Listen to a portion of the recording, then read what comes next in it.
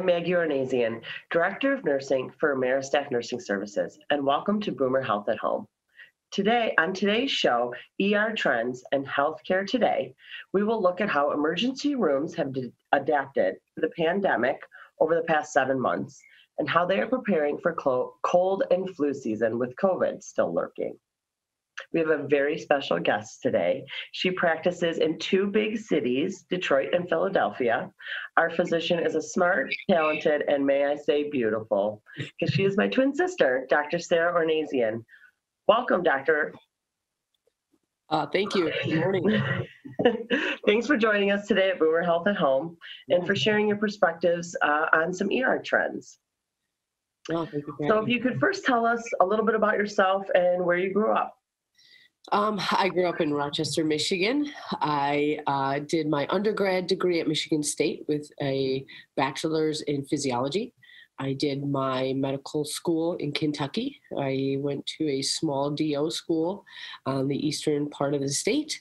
I did my residency here in Michigan in Pontiac.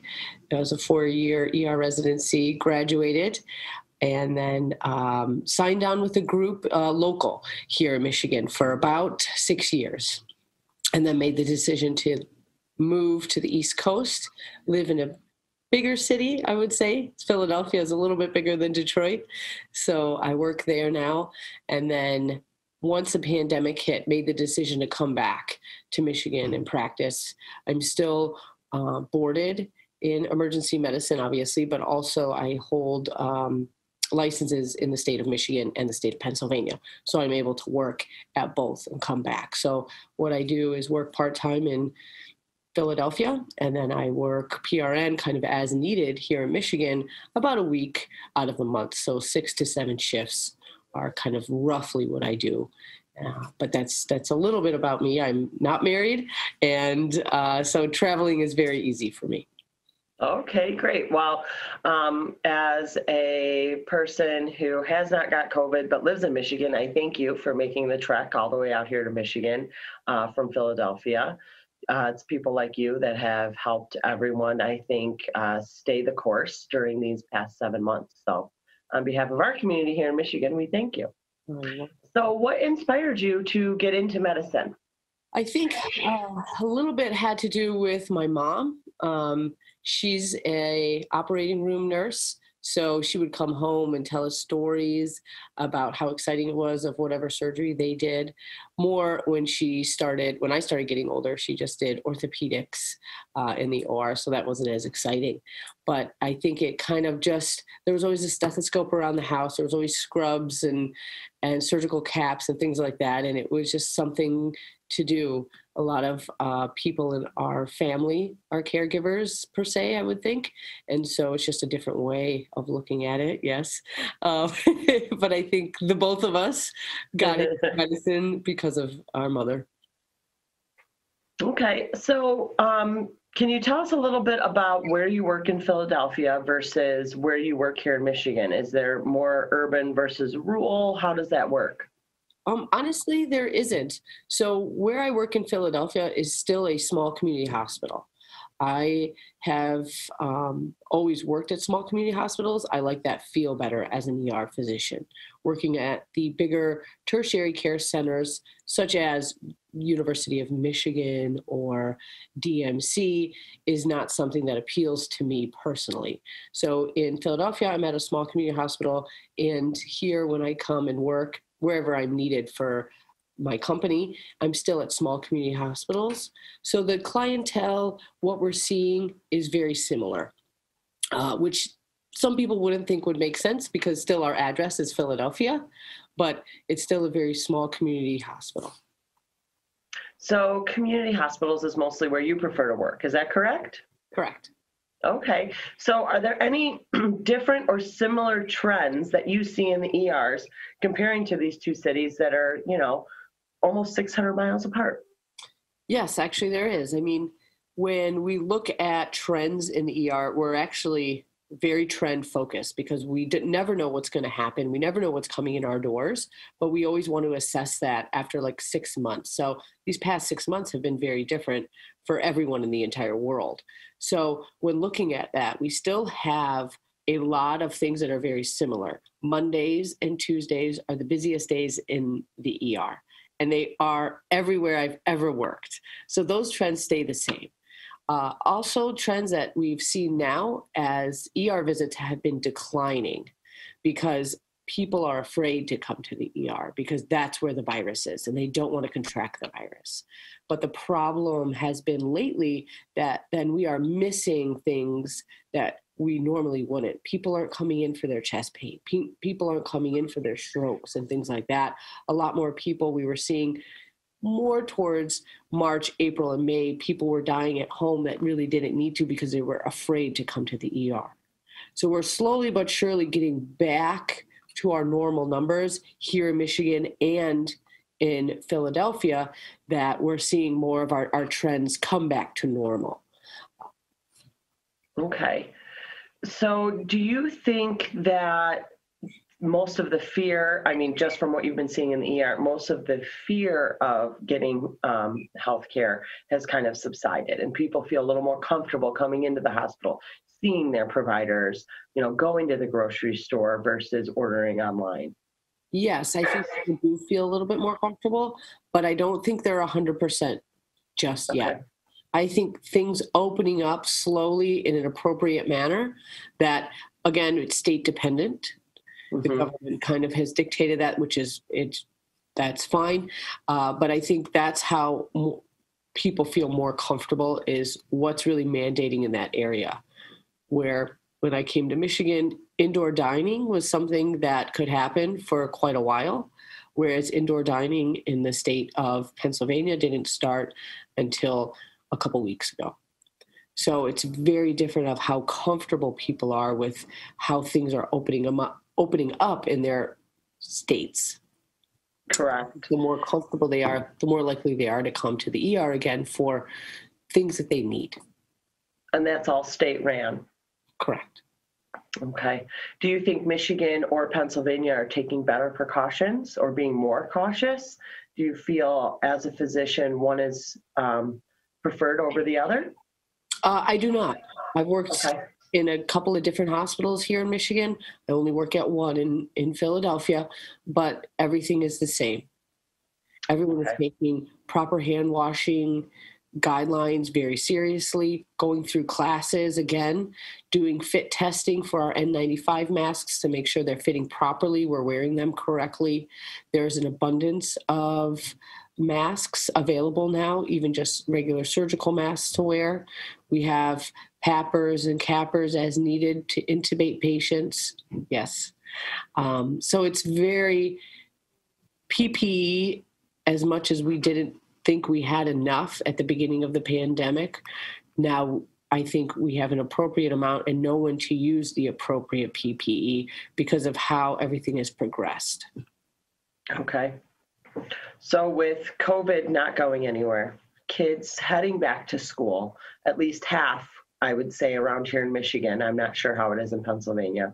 With cold and flu season starting, to me, that's a recipe for a really busy ER. So what are some tips that you may have to stay healthy and away from the ER this cold and flu season? The biggest thing is wash your hands, wash your hands, wash your hands. Keeping with social distancing is always going to be advised. Wearing a mask when out in public to protect yourself and others. And if you feel sick, if you're not feeling well, you have a fever, cough, congestion, chest pain, shortness of breath, stay home. Or go call your doctor, go to the ER. But if you're not feeling well, do not go out in public. Try to have other avenues, if possible, to get your groceries, to get what you need, and basically quarantine yourself until you feel better. So on another note, because it's going to be cold and flu season, as a community nurse, I've noticed a lot more people wanting the flu shot this year. Do you think flu shots combined with COVID protocols will decrease the amount of colds and flus we see this season? It's actually really hard to say if that's going to happen or not, but it makes sense that it would. If people are social distancing, if people are washing their hands, if people are wearing masks and they get a flu shot, I think we will see a decline in flu this year, which studies show a decrease in flu will have a decrease in pneumonia. Okay, wonderful. So I'm going to change wheels here a little bit. So I'd like to talk about urgent cares. I'm noticing that they're popping up everywhere, at every corner. They're kind of like a CVS or a Walgreens now, in my opinion.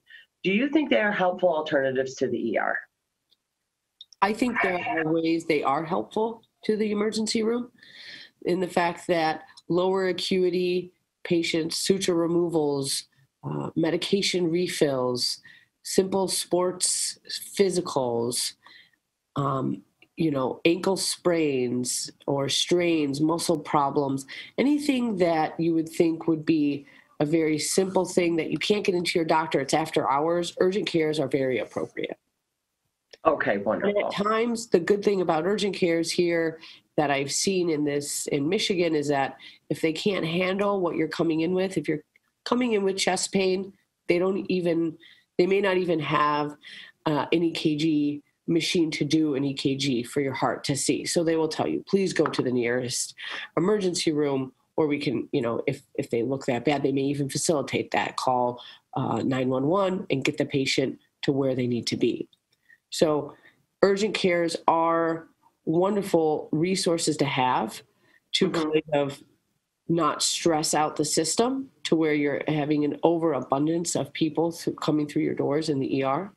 But it's hard to say what's appropriate and what's not appropriate. Whereas lower acuity, you and I know what that means, but it's hard to relay that message sometimes to the general public. So I always tell anyone, if you have a question, you can either call your local ER, or if you're worried, call your doctor and know where to go. But most likely, urgent cares are helpful in taking care of lower acuity patients. Okay, wonderful. Yeah, so if it's not a true emergency, you can go to an urgent care, basically. Yes. Right, but what constitutes a true emergency in my eyes versus Mrs. Jones down the street? Correct. Okay, all right. So switching gears again, as a physician, what trends are concerning for baby boomers this season? The biggest trend and the biggest concern always during this season is influenza and pneumonia.